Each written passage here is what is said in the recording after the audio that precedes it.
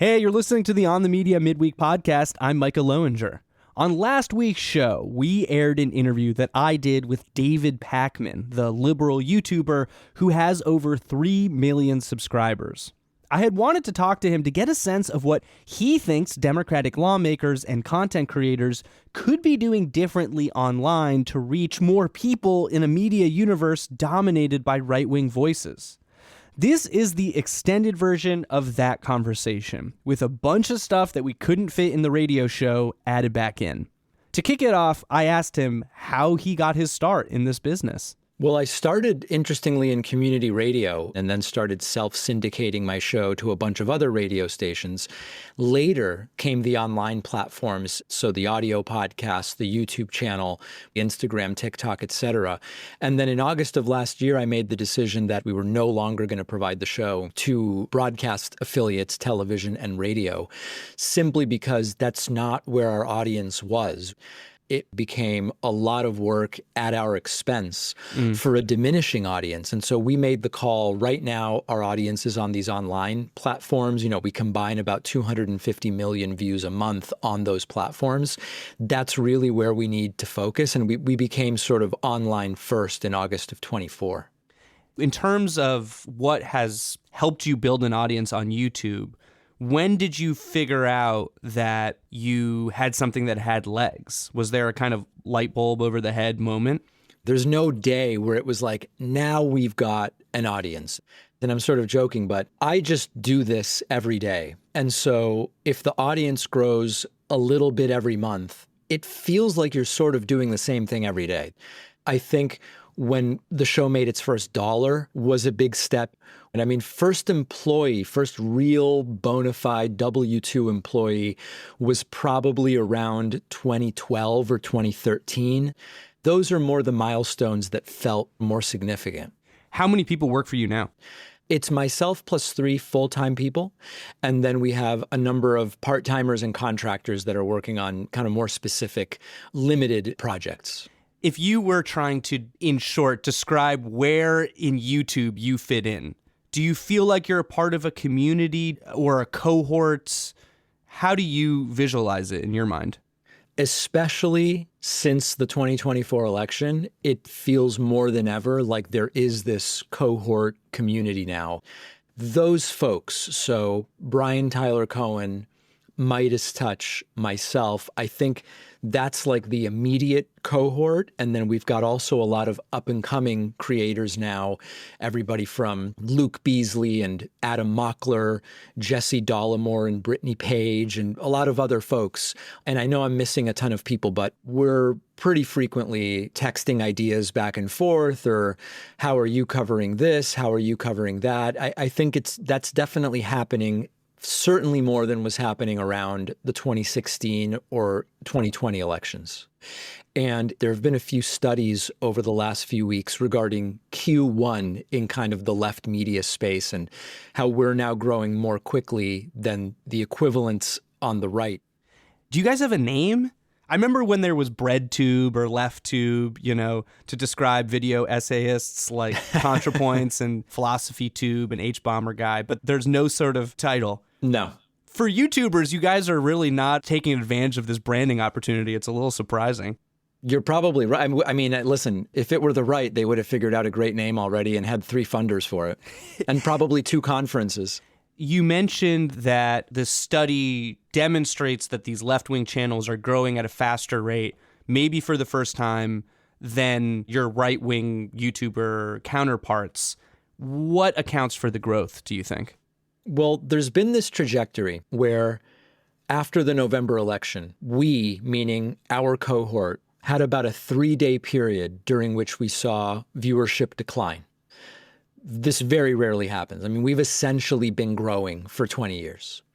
And that decline coincided with pretty significant ratings declines on MSNBC and on CNN. And to some degree, it seemed like there was a contingent of our audience and of the American people who were just feeling extremely demoralized by the election results. Despondent is the term that I used. And I suspected that when some of those folks who tuned out of corporate media were going to be ready to tune back in, they were going to come back to something different. And what's fascinating is that while our cohort has continued to grow significantly in Q1 2025, CNN and MSNBC ratings have remained down. And so I don't think this is the only explanation, but I think one aspect of it is the despondency made people tune out of a lot of stuff. They realized disengagement cedes power to the very worst people as we see it. I'm going to get re-engaged, but I want something a little different. And I think to a degree, that's something we're benefiting from right now. Despite this recent growth, you know better than anyone that you are very outgunned by the right-wing internet, by right-wing YouTubers, podcasters, content creators, influencers, whatever you want to call them. In March, Media Matters released a report comparing the digital reach of right-wing and left-wing content creators. Unsurprisingly, the right was quite dominant in their quantification, but there was a visualization that accompanied the report that I think kind of shocked people a little bit because it showed just how stark the difference is. How would you explain how we got to this moment where it feels like conservative voices won the internet? This is a very long historical trajectory. For all of the, wild claims about George Soros, this and that, the truth is we don't really have the funders on our side. I think on the political left, there is money. It disproportionately floats directly to candidates, sometimes to third-party groups of different kinds, but there's not really been a movement to fund what we do the way that the right has done it. So I think that that's one layer to it. Another layer also is that the right is way better at taking over the non-overtly political spaces. And so if you flip around a lot of the social media apps and you find content about being a better car salesperson, or you find content about doing real estate wholesaling or workout content, a lot of it is coded, C-O-D-E-D. It's red coded is what I call it, or kind of with right-wing ideology. And this includes a lot of the shows that Trump and Vance really successfully used last year, like the Nelk Boys and others, where he's appearing in an unstructured format, he's hanging out, he's weighing in on not all political topics. The left is getting crushed as far as that goes, and I think that that's another layer to it. And you believe that there's a kind of algorithmic bias towards some of the red-coded content, or at least there's some kind of affinity between the types of messages that the right puts out and what social media likes. I'll just give you one example. If we just think about the issue of abortion, right? The idea that killing is bad, abortion is killing, it should be illegal. It took me 3 seconds to tell you that. There's no equivalent opposite on the political left. It's not, we love abortions, the more the better, right? We're trying to find a conversation here about bodily autonomy, about medicine and science, about the law. And we're already lost. It's taken me 20 seconds just to give you the framework under which we would have that conversation. So I think that algorithmically, a lot of these ideas do lend themselves to the way the right frames the issue. That's a good example. Can you give me some others? Tax relief is another one. Like, it's your money, you should get to keep it. On the left, we don't say, you should have as little of your money as possible, right? We're saying, listen, if we understand sociology and anthropology and political science, we know that when we get beyond Dunbar's number of groups of 150 people, certain aspects of what we do have to be centralized, and you can use the word coercive for taxes, but it's a form of necessary coercion. We've lost, right? I mean, it's a different format. And I don't say we've lost in terms of we have the wrong idea. What I'm saying is it doesn't lend itself to TikTok. Okay. I mean, if we want it to get spicy, I mean, it's not so hard to translate some of these left-wing positions into quick hit emotional messages. On the abortion one, you could say Republicans don't respect women and they want to dominate them. On tax relief, if you were a certain kind of Democrat, you could say government helps people and protects us from, craven criminals and billionaires. I don't know, right? No, you're not wrong. You're not wrong. And listen, I also am trying to work within the system. And so on taxes, one of the things I've been saying is we want taxes as low as possible while funding the areas of absolute importance to have a functioning liberal democracy, right? And I'm even kind of hesitating as I tell you because I'm trying to figure, but you're not wrong that the left can do better on this stuff, but it takes a little more thinking to do it. Yeah, but what you're getting at is that even understanding what has helped the right create or capture these platforms and algorithms, you're not willing to play by the exact same rules because you approach your content differently. Like, is that fair to say? Yes, and also there's a big discussion that takes place among our cohort in terms of the feedback we get.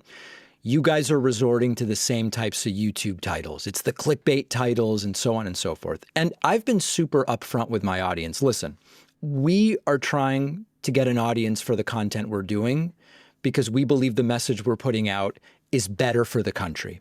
Given that, of course, I'm going to choose titles that I think will get a bigger audience rather than a smaller one. I'll give you an example. If I spend 7 minutes talking about Caroline Leavitt's latest press conference, I could title it White House Official Answers Questions from the Press. I could give it that title.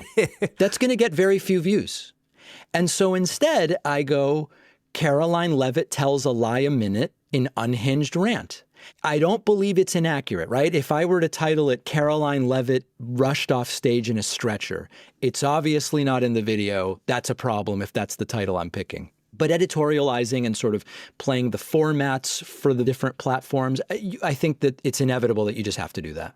What else do you think these right-wing creators are doing that others on the left just haven't kind of caught up to or figured out yet? I think the cross-pollination among the shows and with elected officials in the Republican Party has been executed really well. J.D. Vance did the rounds on all of the shows. Trump did the rounds on all of the shows. There's a much more sort of working relationship where audiences see these folks as people they want to hear from rather than someone who shows up to give me kind of anodyne talking points. And I think that has to be part of the community as well. It can't just be the content creators. It also has to be the lawmakers. I think that's another aspect that they've really mastered on the right. Yeah, it's interesting. About a year ago, a viewer called in and asked you, I see you talk with Congress people sometimes, but why don't you do it more often? When they kind of put you through the ringer like this, do you think it's that they didn't trust you? Is that they were like, who is this guy? To a degree. I think there's a couple things going on. One was the Democratic Party, more than the Republican Party, was much more deferential to corporate media. That's number one. Number two, obviously, it gets easier to book people the bigger you get. You know, now I have over 6 million followers across all my platforms. This is also a bigger show than it used to be. It's much easier to book people when you have those numbers. I just say, listen, my political record is an open book. I've got tens of thousands of videos. Give me 20 minutes, give me a half hour. If the interview's 10 days from now, I can't tell you what the topics will be because they're going to be topical based on what's going on. You can see what the interviews will be like. And if that sounds good, let's do it. And they've been significantly more receptive to that. So if there's anything right now that gives me cautious optimism, it's that. You went to the White House after the election while Joe Biden was still in office. What was that like? I mean, you spoke to the president. What did you tell him? It was in a group setting. So I didn't tell, you don't tell the president stuff per se. I think I would kind of challenge that language. Okay. There was about 10 of us. We spoke to, a communication official, folks from the office that engaged directly with online creators. And basically the topic was, okay, we lost. It didn't go the way we wanted it to go. Going forward for the next election cycles, what do you think about how we should be engaging with creators like you? And I said what I just told you, which is, listen, let some of the elected officials just appear, let their personalities come through, be less risk averse, be less hands-on, just kind of make it easier to engage in these conversations rather than on October 15th, figuring out whose show can we appear on with only 2 weeks left before an election. That we know doesn't work. So that was kind of my main message. Was there anything that you heard from some of the other people in attendance that you thought seemed like appropriate, good advice?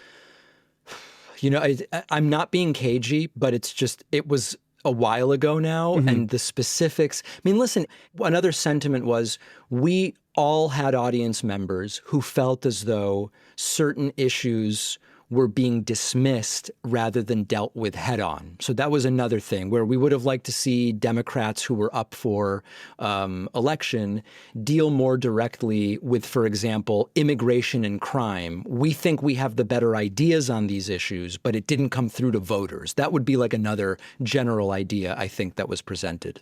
And do you feel that Democrats have taken some of these suggestions to heart? Like, have you noticed a difference? I'm seeing as a change. The frequency with which some folks are willing to appear, I think, is also a change. I mean, I think it's a little early to really say. As we approach the 26 midterms, I think we're going to have a better sense of, like, is there a different approach here to independent media? One of the narratives after the election, obviously, is all about Joe Rogan. She should have gone on it. He laid out the red carpet for Elon Musk and Trump and JD Vance. You know, positively or negatively, a lot of people ascribe a lot of agency to Joe Rogan. Do you think he deserves so much importance in that conversation? I think the Rogan story represents a lot of the issues, but I don't know that Rogan is a main character in and of himself in the way that some people are saying the left needs a Joe Rogan. So I'll say a couple of things about this. One is the right is much more interested in a sole and singular leader than the left. And you might remember when Donald Trump and others would say, this was in 2020, this was also in 24 when Biden was still the nominee. There's no way people support Biden because you never see Biden hats. You never see Biden stickers. You don't see people putting a Biden flag on their boat. This is sort of the phraseology and imagery that is very relevant to the right. My experience with the left is that we are less concerned with having a leader and sort of deifying that individual. Now, I think Obama was generationally unique in the way that he inspired people, and there was a little more of a personal interest in Obama. But the way I viewed Biden was Election Day. What's my better option? Here it is. I have no bumper stickers. I have no boat, never mind a flag on my boat, etc. Now I go back to work. And I think that's the view of a lot of folks on the left. So to the extent that the left needs a Rogan, I think that narrative is wrong. What I thought was useful about the Rogan critique, though, was doing more of those shows and appearing in more of those unstructured environments could only have helped her, unless you believe she quite literally couldn't handle those situations, which is not my impression right now. Democrats are quite critical of their own candidates, and there is some risk in putting Kamala Harris or whatever politician in front of somebody who could reflect poorly on them, who might have a big audience but has baggage. I couldn't possibly tell you whether they should sit down with him specifically. Yeah. There has to be an expansion of getting in front of blue-coded non-political audiences. And this is something that with our cohort, we do talk about a lot, which is we have a pretty significantly low ceiling in the sense that a lot of the country does not watch overtly political content. They don't listen to overtly political podcasts. They don't watch overtly political YouTube channels. And so as much as we grow, we will be restricted by the fact that we are in an overtly political content space. And so there has to be some expansion to blue-coded spaces. Now, I think Scott Galloway is interesting because Scott Galloway has podcasts, including his own podcast, the one with Kara Swisher, where they're not overtly political. They do talk about how politics affects business or economics, et cetera. But that's at least a baby step in the direction that I'm kind of thinking. The right has been far more inclusive than the left, and the left has done, in my view, too much purity testing and excluding. What's a sticking point issue that you're thinking of? On Israel-Palestine, I've seen, I favor a two-state solution. Palestinians should have an autonomous state. I want the blockade lifted. Israel's settlements are going to have to go. Netanyahu is not going to be an arbiter to peace. But if you're calling for the elimination of Israel, I'm not with you, right? I've been told you're on the right. There's been so much focus on the manosphere, in part because so many of these big content creators on the right have actively courted young men. I mean, you just can't avoid that. Is it even possible for Democrats to claw back some of these voters? Or do you think their attention and resources and efforts are better spent elsewhere? I think it is possible, and I think the efforts would be very well spent. If you look at exit polling and you look at male-female sort of voting splits, I have a couple of videos where I talk about this, and I talk about how as horrible and arguably counterproductive the visions of masculinity that are laid out by people like the Tate brothers, etc., are.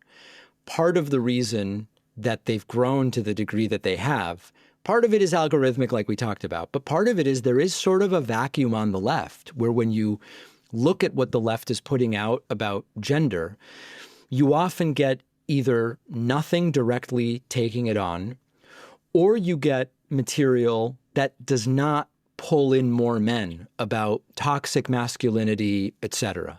Doesn't mean that those aren't important critiques and prisms through which to see gender, but it's not a shock when you look at what's being put out that young men have gravitated, especially because they get in through real estate wholesaling or what's your fitness technique or whatever the case may be. They've gravitated to the right. So I think that it's absolutely critical to take that directly and figure out how to reach those folks. What are some other risks you think Democrats could be making to kind of build a more modern, more expansive online media strategy? I actually do think that there are Democratic elected officials now doing some of the things that a year ago I would have said they should be doing. There are senators now who are doing direct-to-camera videos on the social platforms. They're getting huge views because voters actually like just hearing from them in a less structured sort of format. But Adam Schiff is doing it, and he's doing it quite well. Cory Booker also has been doing it. Ro Khanna is doing more of it as well. There's a growing list. The rallies that AOC and Bernie are doing, the real crowd sizes, John Ossoff has done some interesting events in Georgia. There's a lot of folks. Greg Casar, who I've interviewed a couple of times, is doing some interesting town halls in redder areas. And the interest in that and the turnout is also, together with the other things, making me sort of cautiously optimistic. But to be honest, it's so early. It would be very much beyond where we are for me to make any kind of prediction as to what effect this is going to have. David, thank you so much. My pleasure. David Pakman is the author of The Echo Machine and host of The David Pakman Show on YouTube. Check your feeds on Friday to hear the upcoming episode of OTM. Brooke and I will be examining the Trumpian concept of improper ideology. In the meantime, you should follow us on Instagram. We've uploaded some video clips from this David Pakman interview. Just search On The Media or Micah Loewinger. I'm on there too. Thanks for listening.